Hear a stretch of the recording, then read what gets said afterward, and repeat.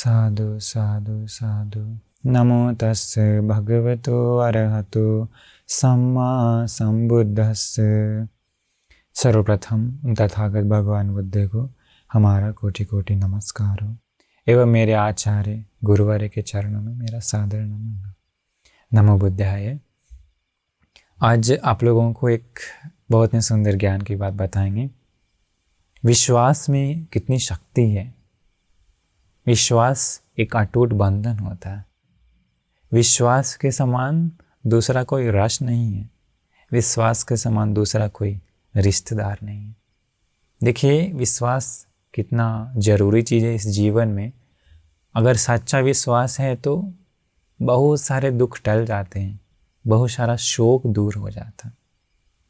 देखिए, आगे हम बताएंगे कि बिना विश्वास के जगत से मिली हुई राजकीय औषध, राजकीय मतलब स्पेशल औषध भी शरीर को काम नहीं करता, लेकिन विश्वसनीय व्यक्ति से मिला हुआ सूखा पत्ता भी, विश्वसनीय व्यक्ति से मिला हुआ बिना नमक वाला चावल खा करके सारे रोग भी दूर हो जाते हैं।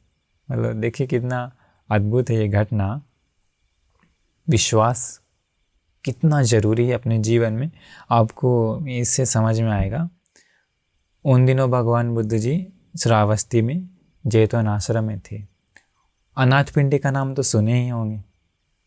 अनाथपिंडिक सेठ जी अपने घर में प्रतिदिन 500 भिक्षुओं को दान देता था, तो इसलिए हर दिन उसके घर में संग पदार्थ है। सोचिए कितना भाग्यवान होगा, कितना आशीर्वाद उसको मिलता होगा। एक दिन कौशल राजा जो था नगर की प्रदक्षिणा करते समय सेठ का घर को देखता है कि वाह, सेठ का घर में हर दिन 500 भिक्षु लोग आते हैं।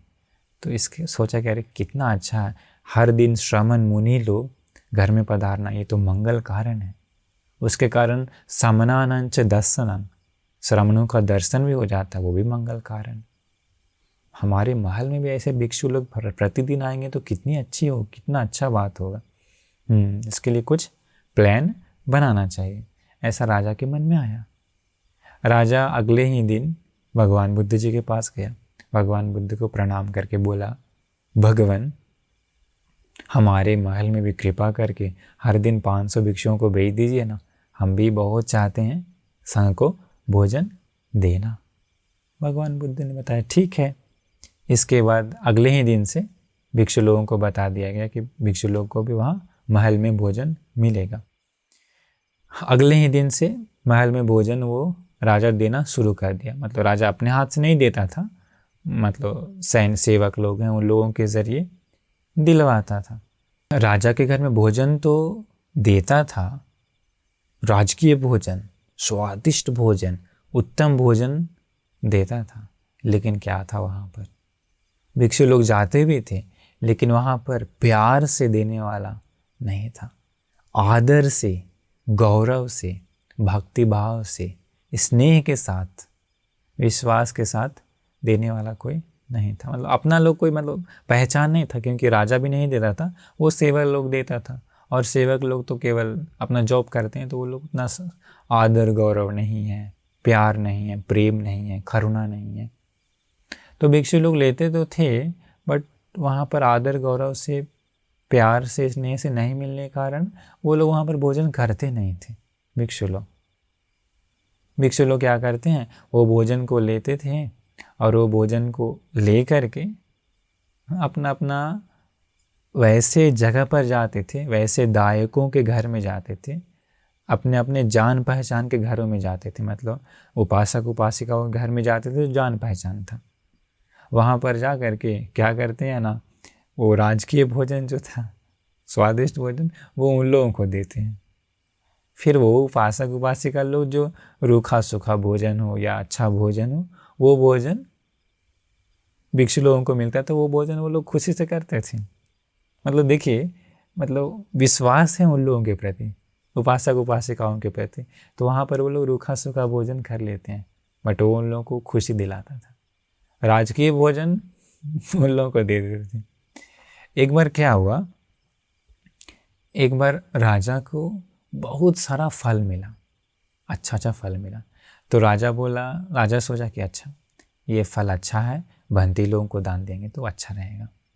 फिर सैनिकों को बुलाया, सेवकों को, कोई देखो अभी भोजन लेने के लिए कोई भंते जी हैं क्या? तो जाके देखा कोई भंते जी नहीं, बिल्कुल सन्नाटा। आके बताया कि महाराज कोई भंते जी लोग नहीं है। अरे क्यों नहीं है? क्या अभी विकाल हो गया क्या मतलब 12 के पार हो गया टाइम क्या जो भिक्षु लोग नहीं है? नहीं, अभी समय भी है। रीज़न क्या है? तो सेवक लोग बताए कि ऐसा है महाराज, वो लोग यहाँ से भोजन लेते हैं और भोजन लेके चले जाते हैं अपना जान पहचान के उपासक उपासिकाओं के घर, और राजकीय भोजन उन लोगों को देकर उन लोगों का भोजन खाते हैं, रूखा सूखा भोजन। राजा सोचा है ऐसे कैसे हो सकता है? क्या राजकीय भोजन स्वादिष्ट नहीं है क्या? राजकीय भोजन तो बहुत स्वादिष्ट होता है, फिर ऐसा क्यों? पता लगाना पड़ेगा। राजा भी थोड़ा सा चिंतित हो गया, भगवान बुद्ध जी के पास गया। भगवान बुद्ध को बोला कि भगवान ऐसी ऐसी बात है, जो आपके भिक्षु लोग वहाँ से भोजन लेते हैं राजमहल से, और वो लोग चले जाते हैं अपने अपने जान पहचान घरों में, और वहाँ राजकीय भोजन उन लोगों को दे देते हैं, और उन लोगों का रूखा सूखा भोजन या नॉर्मल भोजन जो है वो करते हैं, ऐसा क्यों? भगवान बुद्ध जी बताएं कि महाराज ऐसा हो सकता है कभी कभी, क्योंकि उन भिक्षुओं को आपके महल में कोई विश्वसनीय व्यक्ति नहीं मिलता होगा, आदर से, प्रेम से, स्नेह से देने वाला लोग नहीं होगा, विश्वास नहीं होगा। तो इसलिए वो भिक्षु लोग भोजन ले करके जहाँ विश्वास है वहाँ जा कर के वो लोग भोजन करते होंगे। महाराज ये बात तो बिल्कुल सही है, भिक्षु लोग कभी कभी ऐसा कर सकते हैं, क्योंकि विश्वास है तभी वहाँ पर वो भोजन में भी भोजन करने में अच्छा लगता है। विश्वास नहीं है तो वो लोग कभी कभी नहीं करते होंगे। महाराज क्या आप नहीं सुने हैं, पहले भी विश्वसनीय जगह से राजकीय औषध मिलने के बावजूद भी वो बीमार ठीक नहीं होता है। राजा बोला भगवान क्या घटना है, वो कृपा करके हमें भी बताइए। तो भगवान बुद्ध जी कहते हैं कि बहुत पहले अतीत में वाराणसी में एक राजा राज्य करता था, उसमें ब्रह्मदत्त नाम का। उसी समय बोधिसत्व अर्थात बुद्ध बनने के लिए मेहनत करने वाला बोधिसत्व का एक जन्म हुआ एक बड़ा सा अमीर परिवार में। समय के साथ वो सारे शिल्पों को सीख लिया, लेकिन बड़ा होने के बाद उसे काम भोगों में मन नहीं लगा, घर द्वार में मन नहीं लगा। वो घर द्वार को त्याग करके हिमालय में चला गया। बोधिसत्व का नाम था कप्प ऋषि बन गया। हिमालय में जाने के बाद हिमालय में 500 ऋषि लोग रह रहे थे पहले से ही, 500 ऋषि लोग रह रहे थे, जिसमें से एक मेन था, उसका नाम था केशव। तो उसे केशव के पास 500 शिष्य लोग भी थे। तो ये कप्प नाम का कप्प ऋषि जी भी उन्हीं लोगों के पास चले गए। वहाँ जा कर के अभी ये लोग खुशी खुशी रहते हैं। तो कप्प कितना टैलेंटेड था, ये कप्प जो नया ऋषि जी बना कितना टैलेंटेड था, उन 500 ऋषियों में सबसे मेन बन गया, मतलब सबसे मेन शिष्य बन गया केशव का। होता है ना कभी कभी, अगर जो बहुत ज़्यादा टैलेंटेड है तो कम समय में ही सबसे आगे आ जाता है ना, तो इसका भी वैसे ही हुआ। इसके बाद क्या हुआ, वो कप्प ऋषि जो नया वाला ऋषि जी था बहुत ज़्यादा टैलेंटेड भी था और बहुत गुणवान भी था, बहुत अच्छा था, ज्ञानी था। तो क्या हुआ, गुरु जी के साथ जो केशव गुरु जी था, केशव नाम था, उसके साथ बहुत ज़्यादा मित्रता बन गई, विश्वास बन गया, अच्छा से विश्वास हो गया। वो दोनों ज़्यादातर ज्ञान की चर्चा करते थे, मधुर मधुर बातें करते हैं, प्यार से, गौरव से, भक्ति भाव से वो दोनों रहते थे। मतलब गुरु शिष्य है, लेकिन एक अटूट विश्वास था, एक अटूट बंधन था ज्ञान के साथ, व्यर्थ वाला नहीं। तो ऐसा हो गया था। समय के साथ क्या हुआ कि वो लोग वाराणसी में आने का प्लान किया। मतलब वो लोग भी साल भर में जब वर्षावास का समय आने वाला रहता है ना, तो वो लोग जंगल को छोड़ करके कहीं आते, क्योंकि उस समय इंडिया में वर्षावास के समय बहुत बारिश होती थी। अभी तो उतना नहीं होता, उस समय बहुत होती थी। तो इसलिए वो लोग कहीं नीचे आकर के, मतलब राज्य में आकर के कहीं पर वर्षावास किया करते थे।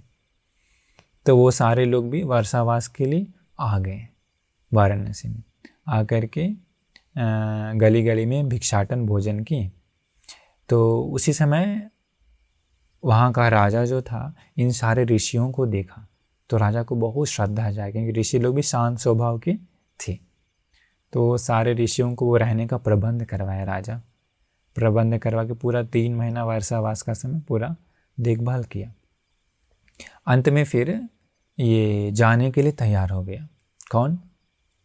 सारे ऋषि लोग। वर्षावास खत्म हो गया तो केशव ऋषि जी जो थे वो राजा को जाके बताया, महाराज आपकी बहुत कृपा है जो आपने हम लोगों को 3 महीना पूरा ध्यान रखा, ख्याल रखा।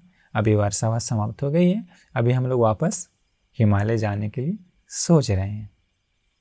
तो राजा ऐसा कहता है कि हे ऋषि जी, अभी तो आप बुजुर्ग हो गए हैं, मतलब आपकी उम्र भी हो गई है, ऐसा करिए ना, आप हम लोगों के साथ रहिए ना, हम पूरा ख्याल रखेंगे, आपके लिए अलग से कुटिया सब कुछ बना करके दे देंगे, सारी सुख सुविधा का प्रबंध हम कर देंगे। आपका उम्र भी ज़्यादा हो गया ना, उन लोगों को, बाकी लोगों को बोलिए हिमालय जाने के लिए, क्योंकि अब उम्र भी ज़्यादा, मुश्किल भी होता होगा आपको। तो वो ऋषि जी सोचा, केशव ऋषि जी बात तो सही बोल रहे हैं, मतलब कमज़ोरी तो है, ये भी ठीक है।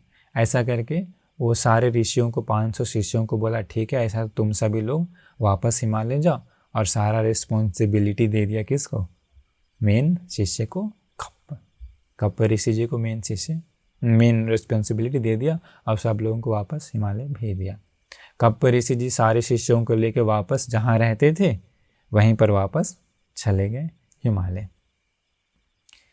जाने के बाद क्या हुआ देखिए, विश्वसनीय व्यक्ति क्या हुआ? दूर हो गया ना।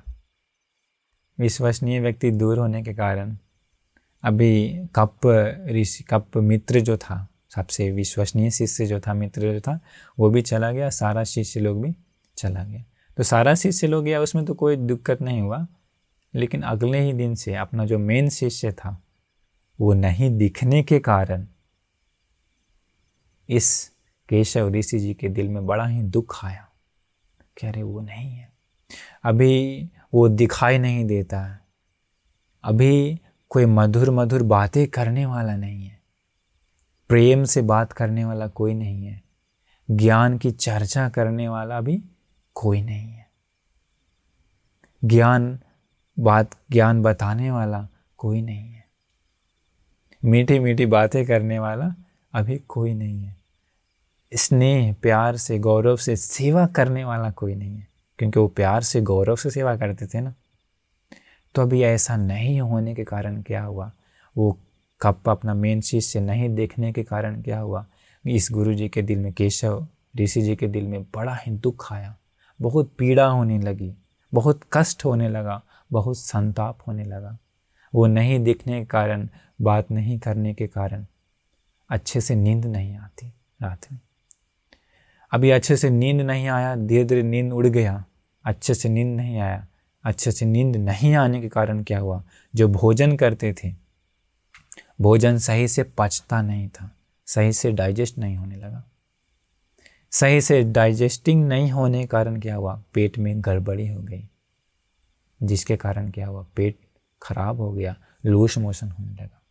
धीरे धीरे और बीमारी बढ़ गई। धीरे धीरे क्या हुआ, जो टॉयलेट जाता था उसी के साथ पूरा खून जाने लगा, मतलब पैखाना जो होता है वहाँ पर पूरा खून ही जाने लगा।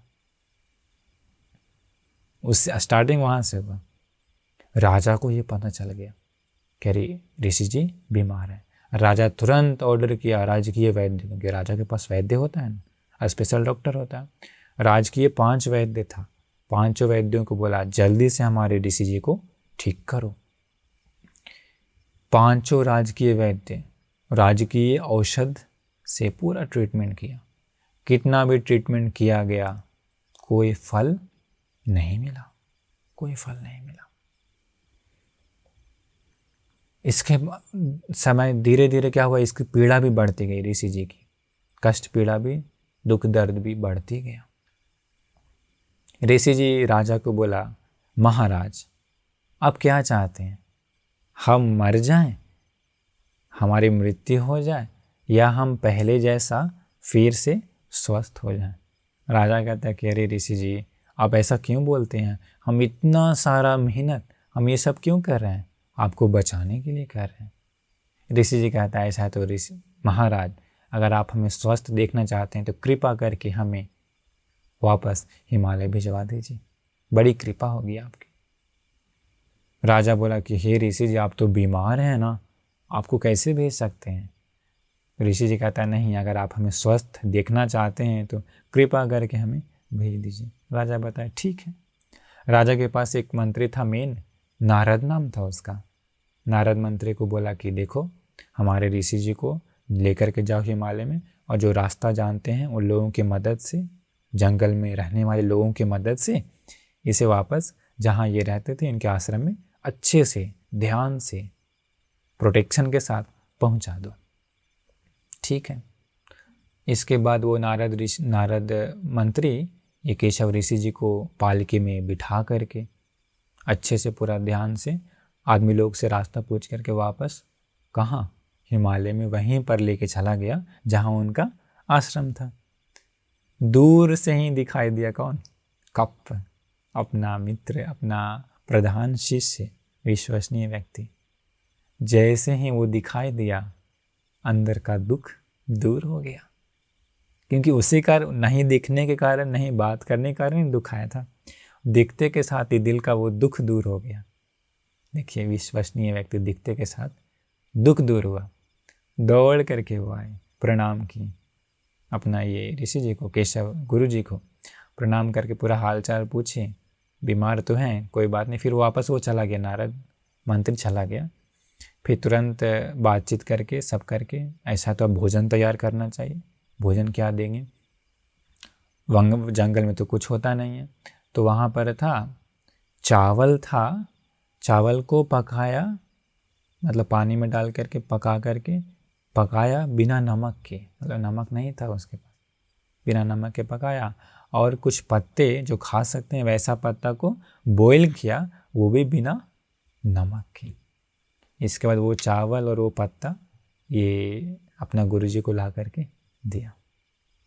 वहाँ पर वो भोजन तो दिया, पर वो भोजन में प्यार डाला हुआ था, भोजन में करुणा, मैत्री डाली हुई थी, उसी भोजन में विश्वास था, उसी भोजन में स्नेह था, उसी भोजन में सच्चा प्यार था। वो भोजन ला करके दिया उसका शिष्य कप ऋषि जी। ये जो राजा महल में रहते समय स्वादिष्ट स्वादिष्ट भोजन मिलता था वो तो दूर, यहाँ पर वो भी नहीं है। इसके बाद स्वादिष्ट भोजन के अलावा स्पेशल मेडिसिन मिलता था, किसी से ठीक नहीं हुआ, लेकिन यहाँ बिना नमक वाला चावल और बिना नमक वाला पत्ता वो किए ग्रहण, खुशी खुशी किए, करते के साथ। जो टॉयलेट का पखाना हो रहा था, मतलब पखाना जो हो रहा था खून का, वो क्लियर उसी दिन रुक गया। उतने दिन से जो राजकीय वैद्य से नहीं रुका, राजकीय औषध से जो नहीं रुका, इसके साधारण भोजन से रुक गया, क्योंकि यहाँ पर विश्वास था, विश्वास था। इसलिए इसमें है, विश्वास नाम के समान दूसरा कोई स्वाद नहीं है, इसमें है जातक कथा में। ठीक होने के बाद अभी बहुत खुश हो गया। अगले ही दिन राजा अपने उसी मंत्री को वापस बोला, जाओ जाके थोड़ा हालचाल पूछ करके आओ, पता नहीं कैसा है, क्या हुआ, जाओ जाके देख के आओ।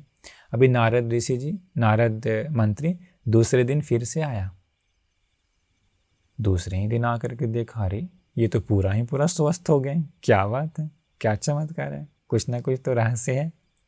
प्रणाम किया करके बोला, हे ऋषि जी, हे केशव ऋषि जी, क्या बात है, महल में तो आपको राजकीय भोजन मिलता था, महल में तो आपको राजकीय औषधि मिलती थी, लेकिन फिर भी आप वहाँ ठीक नहीं हुए, और यहाँ तो कुछ भी नहीं है, आप कैसे ठीक हो गए? यहाँ कोई दिक्कत नहीं दिख रही है आपके दिल में, आपके शरीर में कोई रोग नहीं दिख रहा है।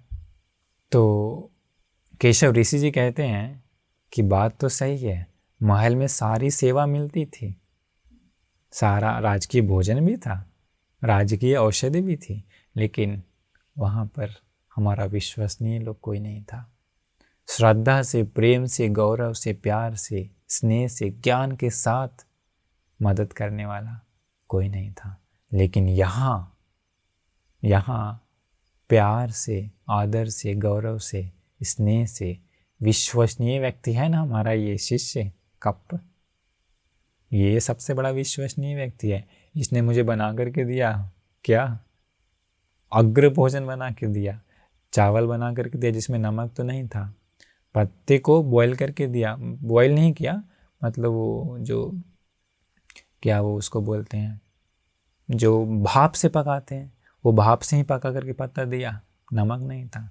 लेकिन वही हमने किया भोजन, लेकिन वो विश्वास के साथ था, प्रेम था, स्नेह था, गौरव था। हमारा रोग उसी से ठीक हो गया।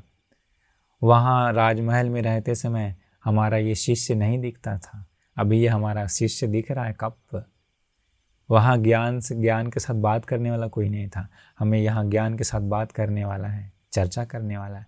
हमारा ये जंगल दिख रहा है, हम इसी को पसंद करते हैं, इसलिए हमारा रोग ठीक हो गया, ऐसा वो कहते हैं। उसे भी बड़ा ही आश्चर्य हुआ मंत्री को कि अरे राज की औषधि से जो ठीक नहीं हो पाया वो यहाँ पर हो गया, इसका मतलब विश्वास सबसे बड़ी चीज़ है। तो केशव भी ऐसा कहते हैं कि विश्वास के समान दूसरा कोई रस नहीं है, अर्थात विश्वास के समान दूसरा कोई स्वाद नहीं। क्योंकि बहुत बार ऐसा होता है, देखते हैं कभी कभी बाहर में भोजन करते हैं तो खाना खाते हैं तो कभी कभी उतना स्वाद नहीं लगता, लेकिन अपने घर का खाना किसी किसी को बहुत अच्छा लगता है। अपना व्यक्ति बनाया हुआ खाना कभी कभी किसी को बहुत स्वाद लगता है, क्योंकि वहाँ पर क्या होता है वास्तव में, विश्वास होता है, प्रेम होता है, आदर गौरव होता है। इसी के कारण वो भोजन बड़ा ही स्वादिष्ट लगता है, बहुत स्वादिष्ट लगता है। इसके बाद भगवान वो ऋषि जी कहते हैं कभी कभी जहाँ पर विश्वास नहीं है वहाँ पर से अग्र औषधि भी मिल जाता तो कभी कभी कोई काम नहीं करता, लेकिन जहाँ पर विश्वास है वहाँ पर साधारण भी मिल जाता है तो वो शरीर को अच्छे से काम करता है। तो वो मंत्री फिर जा कर के राजा को बताता तो राजा बड़ा ही खुश होता है। राजा बिस्तारे उसे विश्वास नहीं हुआ इतना समय होने के बावजूद भी। तो इस प्रकार हम लोग देख सकते हैं कि इसी जीवन में विश्वास के कारण ही कहीं पर कुछ रिश्ता बनता है। अगर अच्छा विश्वास नहीं है तो वहाँ पर रिश्ता भी अच्छा नहीं हो पाता। इसलिए गुरु शिष्य में भी विश्वास होता है, मित्र में भी विश्वास होता है, हर फील्ड में विश्वास जरूरी है। अगर किसी मित्र में सच्चा विश्वास नहीं है तो वहाँ पर वो मित्रता ज़्यादा समय तक नहीं रह पाती है। तो विश्वास एक अटूट बंधन है, विश्वास एक अद्भुत स्वाद है। इस कथा से आप लोग समझ ही गए होंगे।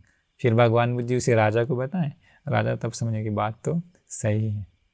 तो इस प्रकार विश्वास एक अद्भुत चीज़ है, हर फील्ड में जरूरी है विश्वास, हर फील्ड में।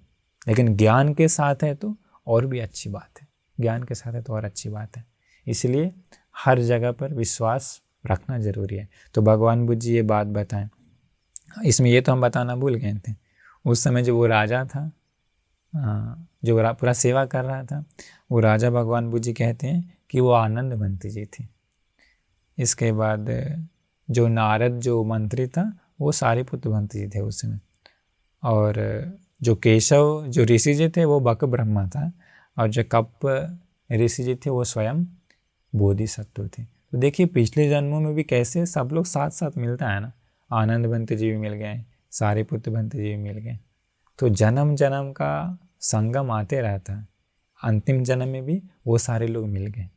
तो ये बहुत ही सुंदर जातक था। इसी जातक कथा का नाम था केशव जातक, जातक कथा में। तो बहुत ही आप लोग भी मौका मिलता तो पढ़ करके देखिए। तो इसलिए हम आप सभी लोगों को भी आशीर्वाद करते हैं कि ये सुंदर ज्ञान की बात से, इसी कथा से एक विश्वास बनाइए ज्ञान के साथ। वो विश्वास अगर है तो हर जगह खुशी से रह सकते हैं। नमो बुद्धाय।